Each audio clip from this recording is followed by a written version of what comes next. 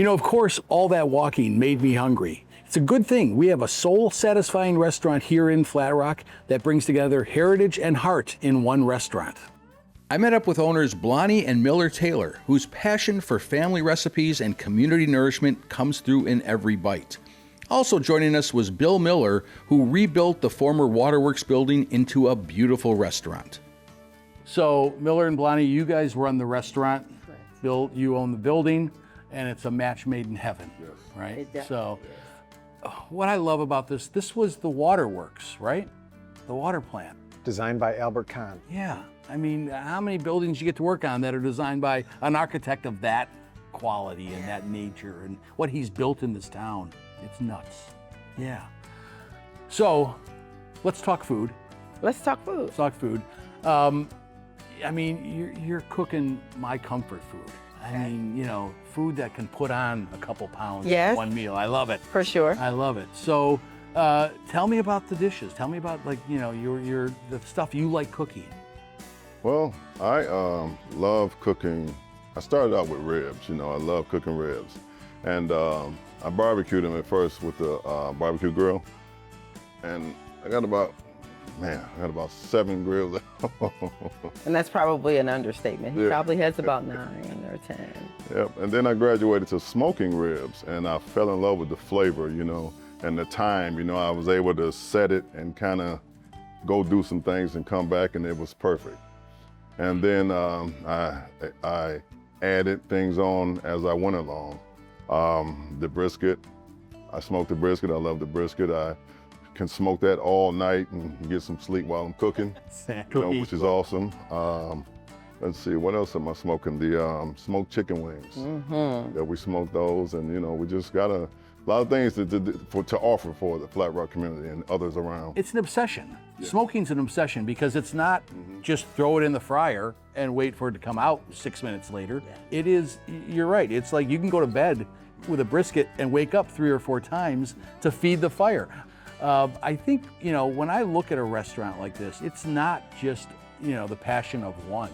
It's the passion of many. I mean, Yeah. you all brought something to this table. Yeah. And I think that's pretty spectacular. I mean, you know, Bill, when you saw this building at first, you probably saw a big project in front of you. Oh my gosh, yes, it was dilapidated.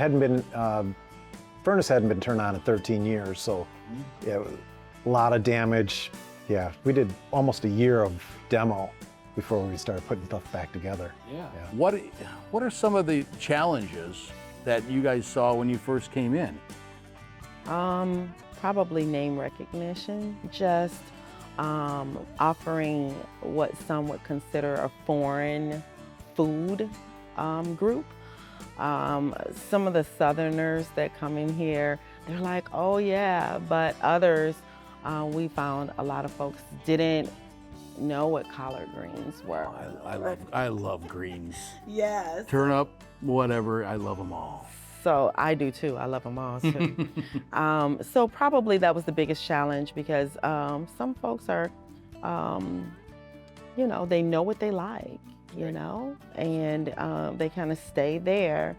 But for those who were willing to, you know, give it a shot, come out, you know, we sent out free samples to tables so that you never heard of collard greens. Here, let me let you taste them. They're delicious. Let me convert you with this one bite. Absolutely. But they have been very well received here in Flat Rock. The Absolutely. mayor, he's here.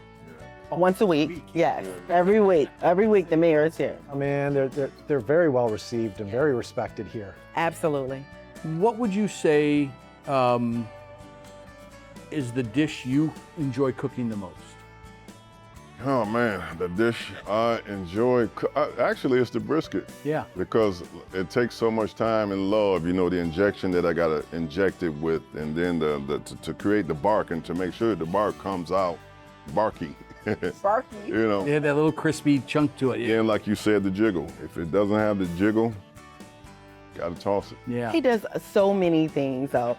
Even when he slices it, he makes sure it's the perfect slice and he puts it on his finger and he makes sure it bounces and he does, like, he makes sure it's perfect. Yeah. Like when he says it has to be, when Bill says it has to be perfect and he says it has to be pretty, it's not an understatement for Gotta be state. pretty perfect. Yes. There you go.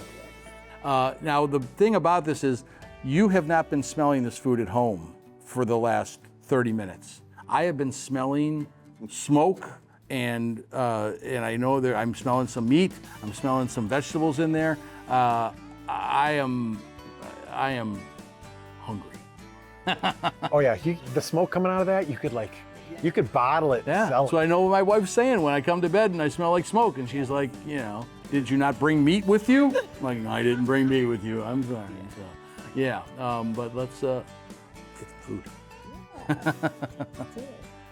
From cornbread to catfish and collards, this is the food that hugs you from the inside and leaves you grinning with every bite.